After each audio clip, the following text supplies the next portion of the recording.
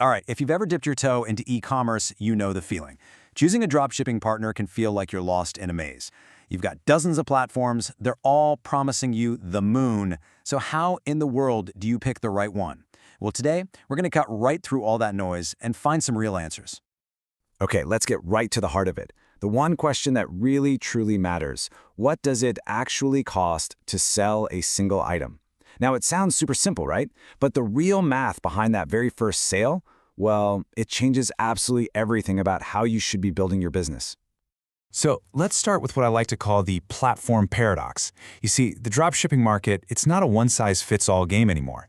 It has just exploded into all these different specialized ecosystems. And while that's great for having options, it can be completely and utterly overwhelming, especially when you're just trying to get started. To make any sense of this whole mess, we can kind of group the big players into three main types. First up, you've got your AliExpress optimizers, like Deesers. These are built for one thing: pure, raw volume from AliExpress. Then you've got the curated networks, like Spocket. Their whole deal is quality and speed, focusing on suppliers right here in the US and EU. And finally, they're the hybrid partners. Think Zendrop or CJ Dropshipping, who try to give you the best of both worlds: cheap sourcing from China, but with better, more reliable logistics. So, this table really breaks down the game plan for each of these big players. You can see Zendrop's whole thing as being the go-to for beginners, especially in the US market. Spocket's claim to fame? It's that network of fast, local suppliers. CJ Dropshipping brings the sheer power of a global fulfillment network. And Deesers? Well, it's the undisputed king if you're moving tons of product directly from AliExpress. Each one has a very, very clear lane they're driving in. So let's put ourselves in the shoes of a brand new merchant. This is where it all begins, what we're calling the beginner's bottom line.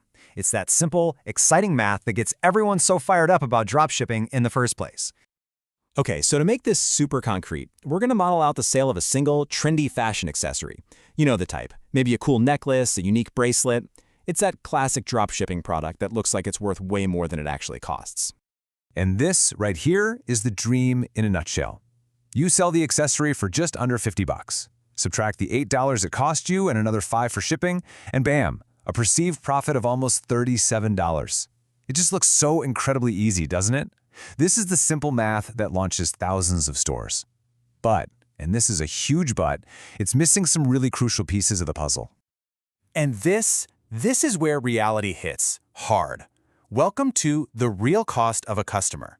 This is where we uncover the hidden expenses, the stuff the beginners almost always ignore. And believe me, it completely flips the financial picture on its head. Okay, first up, the big one: customer acquisition cost, or CAC. That customer didn't just stumble upon your store by magic, right? Based on the latest benchmarks, it costs, on average, $31.86 in meta ads just to get one person to click that buy button. I mean, think about that. That's a huge chunk of your sale gone before you've even shipped the product. And what's the second silent killer of your profits?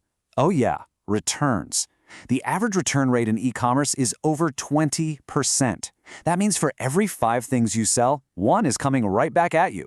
And when it does, you don't just lose the money from the sale, you lose the ad money you spent and all those non-refundable fees. It's a double whammy. So, what happens when we put it all together? This table, wow, it tells the shocking story. We start with that $50 price tag, but after accounting for returns in fashion, which can be really high, our net revenue drops all the way to $35. Then we take out the cost of the item, the shipping, and then that massive $31 ad cost. And look at that final number. That first sale, it's a loss of $11.62. You've actually paid to sell that product. This brings us straight to what I call the scaling trap.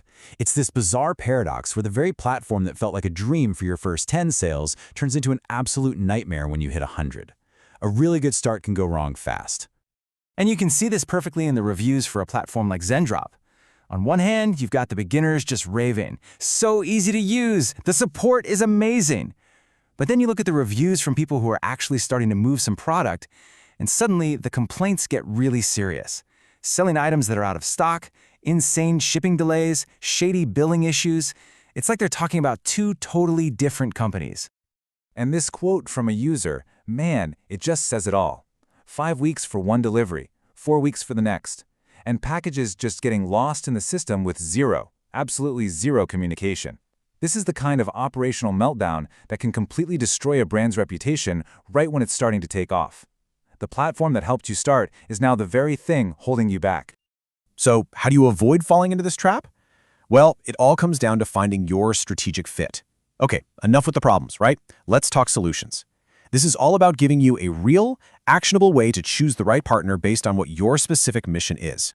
And that brings us to this, the use case decision matrix. And this right here is the key.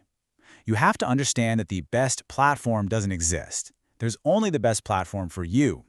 For example, if you're a total beginner just trying to figure things out, the matrix rates Zendrop as best because it's so easy.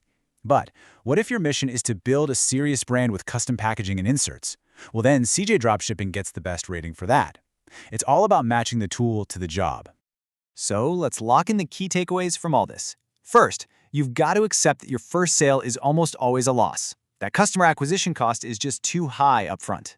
Second, remember that the platform that's perfect for a beginner might completely cripple you when you try to scale. Third, you have to make a choice. Are you competing on lightning-fast shipping with someone like Spocket, or on low-cost and custom branding with CJ Dropshipping? And finally, the most important point of all, the best platform is simply the one that fits your mission. And that leaves us with one final, really important question.